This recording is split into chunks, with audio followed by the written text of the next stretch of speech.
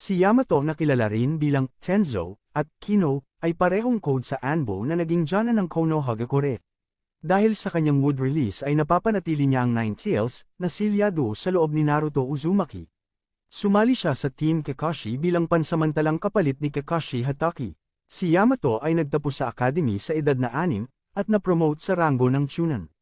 Siya ay dinukot ni Orochimaru at naging isa sa 60 bata na kanyang mga test subject. Sila ay tinurukan ng DNA ng unang Hokage sa pag-asang maaari nilang gayahin ang kakayahan ng una na gumagamit ng mood release. Bago ma-finalize ni Orochimaru ang mga resulta ng mga eksperimento, nahuli siya ni Hiruzen at tumakas sa nayon. Naniniwala si Orochimaru na lahat ng natitirang mga test subject niya ay mamamatay. Pero, ang batang si Yamato ay ang nag-iisang nakaligtas at natagpuan ang kanyang sarili na pinagkalooban ng isang hindi matukoy na paglabas ng kahoy at gayon din ang mga kakayahan ng una na kontrolin ng mga tailed beast. Hindi nagtagal, natagpuan siya ni Danzo Shimura. Dahil sa pagkawala ng lahat ng alaala niya, siya ay kinuha ni Danzo, kung saan siya ay na-recruit sa Anbo's Root Division sa ilalim ng codename na Kino. Sa pagkakaroon ng mataas na pag-asa para kay Kino, sinimula ni Danzo na personal siyang sanayin bilang isang root operative. Binigyan din niya si Kino ng isang scroll na naglalaman ng mga lihim at iba't ibang pamamaraan ng mood release. Ipinadala ni Danzo ang mga miyembro ng root, kasama si Kino, upang patayin ang ikatlong Hokage.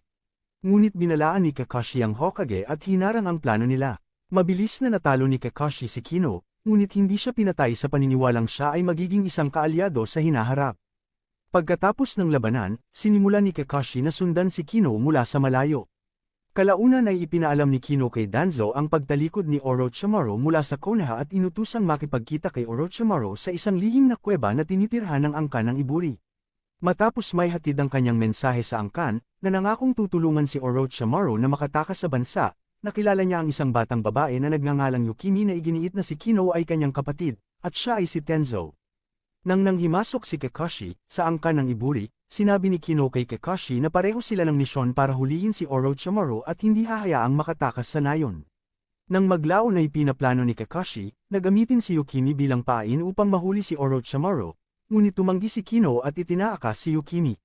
Mabilis na nahuli sila ni Kakashi, ipinaliwanag ni Kakashi na ang dugo ni Yukimi ay gagamitin ni Orochimaru para maging usok at makatakas. Nang marinig yun ni Yukimi, bumalik siya sa kuweba. Pumayag si Kakashi na makipagtulungan kay Kino para iligtas si Yukimi. Sa pagbabalik sa kuweba, natuklasan ng dalawa na pinatay ni Orochimaru ang angkan ng Iburi at nakuha si Yukimi.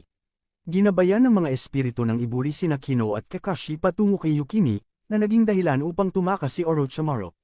Ang katawan ni Yukimi ay nagsimulang maging mahina, ngunit ginamit ng mga espiritu ng Iburi ang kanilang kapangyarihan kasama ng Kano's Wood Release upang muling patatagin ang bumalik ang lakas nito.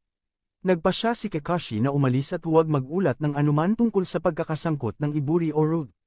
Si Yukimi ay humiwalay ng landas kay Kino upang makita ang mundo, habang si Kino ay masaya na malaman na mayroon siyang kapangyarihang magligtas ng mga tao.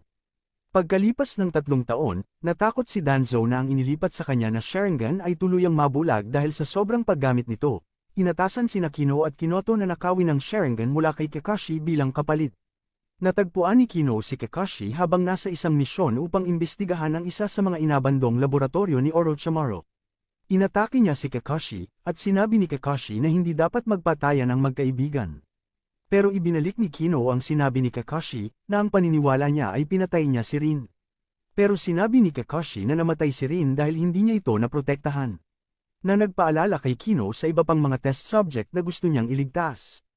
Hindi kayang patayin ni Kakashi si Kino at balak niya itong dalhin sa ikatlong Hokage. Nang paalis na sila, inatake sila ng isa sa mga eksperimentong ahas ni Orochimaru at nabihag niya si Kino, nagawa ni Kakashi na patayin ang nilalang. Pero nagsimulang maglabas ng nakalalaso na singaw at nahawa si Kakashi. Binigyan ni Kino si Kakashi ng isang antidote at piniling talikuran ang kanyang misyon. Sa pagbabalik kay Danzo, ang matanda ay galit na galit sa tahasang pagpili ni Kino na suwayin ang kanyang mga utos. Habang iginiit ni Kino na hindi dapat i-target ng Root ang mga kapwa-miyembro ng Konoha dahil sila ay mga kaalyado, tinutulan ni Danzo sa pagsasabi na ang Root ay umiiral bilang isang hiwalay na seksyon ng Konoha. Nagpasya si Kino na ang mga pilosopiya ng Root ay hindi para sa kanya. Naiinis si Danzo at gamit ang Sharingan ay pinatumba niya si Kino at inutusan ng kanyang mga tauhan na i-activate ang Cursed Seal ni Kino. Habang naghahanda si Kino para sa operasyon, dumating si Kakashi at ang ikatlong Hokage para kumbinsihin si Danzo na palayain si Kino, at nakumbinsi si Danzo na ibigay sa kanila. Nang maglaon, muling itinalaga si Kino sa Team Ro sa ilalim ng utos ni Kakashi. Sa panahong ito sa Anbo, naglingkod siya sa ilalim ng patnubay ni Kakashi at marami siyang natutunan dito, kaya malaki ang paggalang niya sa kanyang kapitan. Paglipas ng 2 taon, may bagong Anbo ang idinagdag sa kanilang koponan. Ito ay si Itachi Uchiha, na siyang pinakabatang Anbo sa kasaysayan. At kalaunan ay itinalaga ni Lady Tsunade ang pangalang Captain Yamato. Si Yamato ang unang mentor figure na pumalit kay Kakashi at gumabay kay Naruto. Kung